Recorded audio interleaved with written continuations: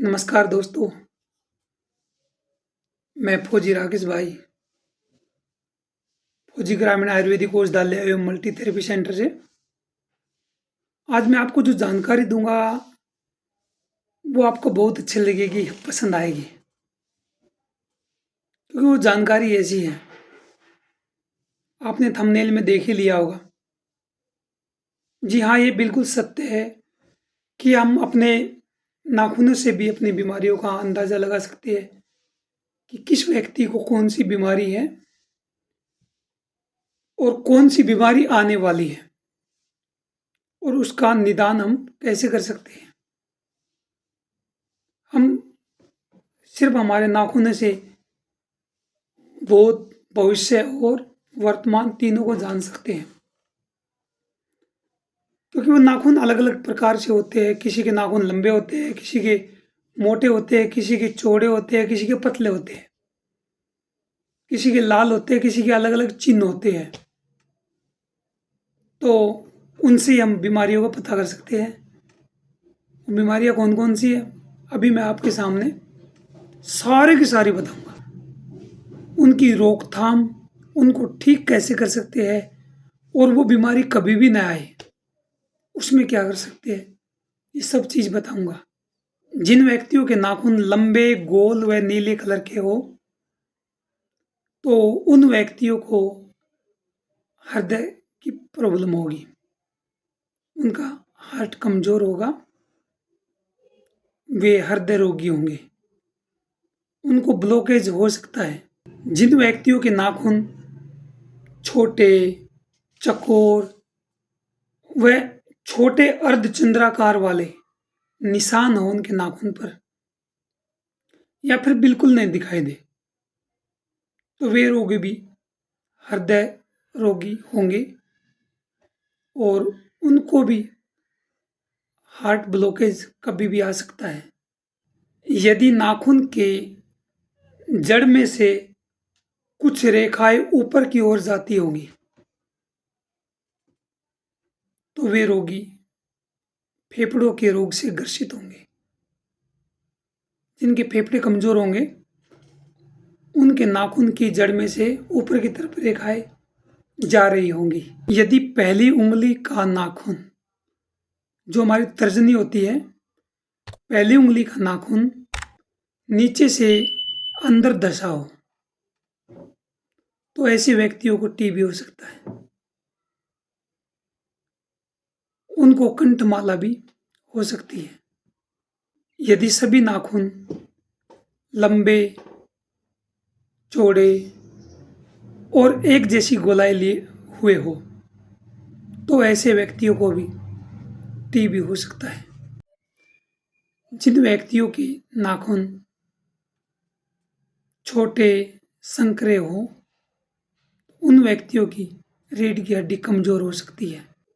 जिस व्यक्ति के नाखून छोटे, संकरे या फिर सीपी के आकार के हो, तो उन व्यक्तियों को पक्षाघात के लक्षण हो सकते हैं। पक्षाघात यानी लकवा होने के चांस हैं। यदि जड़ की साइड में जो नीचे नाखून जाते हैं और उस साइड में भी उनके यदि नाखून कम चौड़े हैं, ऊपर से ज़्यादा चौड़े, नीचे से कम चौड़े, तो उनको भी पक्षाघात यानी लकवा हो सकता है। व्यक्ति जिनके नाखूनों पर चंद्र के जैसा निशान हो और सफेद चिन्ह हो या फिर नीले रंग का हो,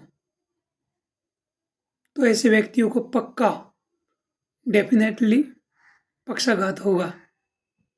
और जिन व्यक्तियों के नाखून की जड़ों में अर्धचंद्राकार यदि बड़े आकार का है, स्पष्ट व साफ दिखाई देता है, उनका हृदय मजबूत होगा, सबल होगा।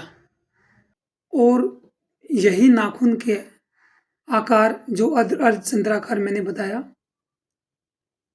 वो पतला हो, असाधारण आकार का हो, उनके हृदय की गति बहुत तेज होगी और उनको दिमाग की नस कभी भी फट सकती है। ये रोगी व्यक्तियों की बता रहा हूं मैं, आप जांच कर देख ले। यदि नाखून छोटे भी हो, चौकोर भी हो और नीले भी हो, उन व्यक्तियों का हृदय कमजोर होगा। जिन व्यक्तियों की नाखून की रेखाएं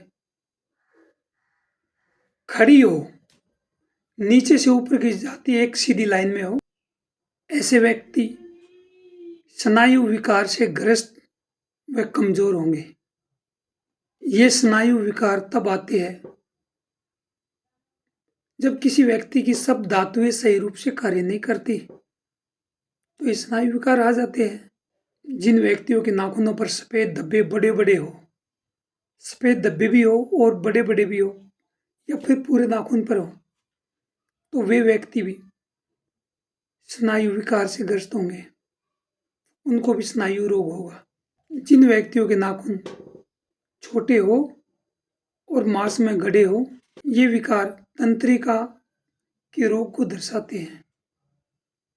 ये तंत्रिका के रोग के लक्षण है। यदि नाखून का रंग गुलाबी रंग का हो, तो वे व्यक्ति बिल्कुल स्वस्थ होंगे। ये स्वस्थ की निशानी है। जिन व्यक्तियों के नाखून छोटे हो, हथेली लाल रंग की हो और जो तीसरा पोरवा है, नाखून से तीसरा ये वाला, ये गद्देदार व मोटा हो, तो वे व्यक्ति हाई बीपी से ग्रसित होंगे। जिन व्यक्तियों के नाखून बिल्कुल छोटे छोटे होते हैं, वे व्यक्ति कमर के नीचे का भाग व पैरों के रोग से ग्रसित होंगे। और लंबे वर्ग के नाखून जिस व्यक्ति के हो, तो वे व्यक्ति ऐसे व्यक्ति फेफड़ों से ग्रसित होंगे, फेफड़ों के रोग उनको होंगे और सिर संबंधित रोग उनको पक्का मिलेंगे। ये जितने भी मैंने कुछ नाखूनों की बनावट निशान बताए हैं,